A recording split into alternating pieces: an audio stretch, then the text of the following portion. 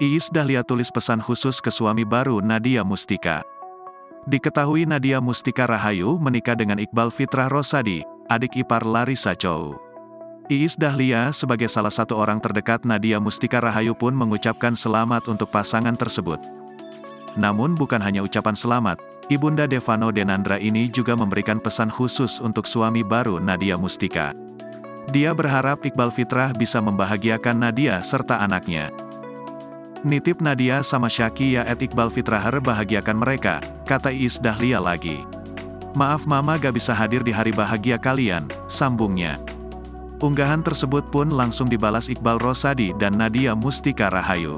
Keduanya kompak berterima kasih pada Iis Dahlia. Sementara itu, Nadia Mustika Rahayu mengaku bahagia dengan pernikahannya dengan Iqbal Rosadi.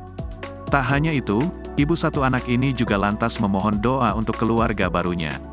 Unggahan Nadia Mustika Rahayu ini pun langsung menuai berbagai komentar netizen.